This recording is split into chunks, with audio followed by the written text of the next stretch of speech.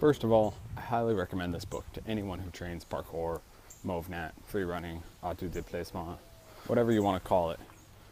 Julie Angel writes well about it. If you're not reading her books, your training is not all that it could be. The book opens with an introduction by Chris McDougall and his first experiences with parkour, and his first introduction to Julie Angel with the movement of 3. It's an amazing video. However, there are actually 4 women moving around in that video. Julie Angel just stays behind the camera the whole time.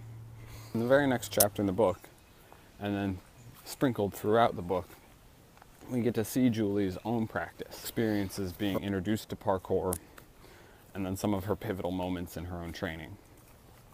They were delightful and a joy to read. The meat of this book details the history and the origins of parkour. It shows that parkour was a perfect storm of events.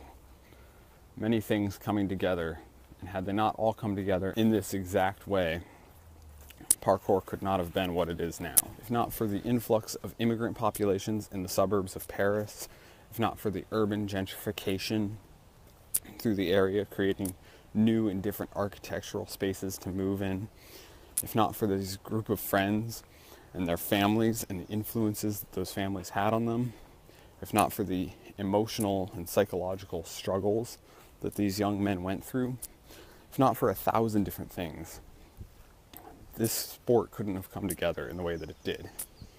This storm did have beautiful results in the end. The sport of parkour as we know it today, it came with its struggles. It caused the destruction of several friendships between these young men. It caused turmoil among their families. It even drove one man to suicide. However, a raging storm cannot last all day, and neither did this storm that started parkour.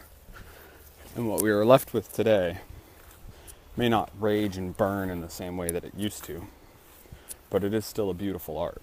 If you held a gun to my head and told me that I had to make some complaint about this book, it would be that during the Erwan LaCour chapters, I did not see a good causal relationship between him and the origin of parkour. He was definitely collecting his ideas from MovNat in that time, and he was aware of the Yamakasi and what they were doing, but there was no point at which there was a good argument made for him influencing them, at least not at that early stage that this book was talking about. That said, I still loved those chapters.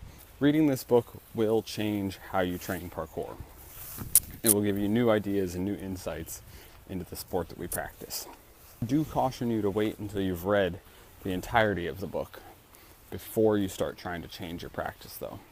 Let some of the hard lessons that these young men learned guide you so that you don't have to make the same mistakes that they did. Thank you, Julie, for writing this book. It was a pleasure reading. I'm going to go break some jumps.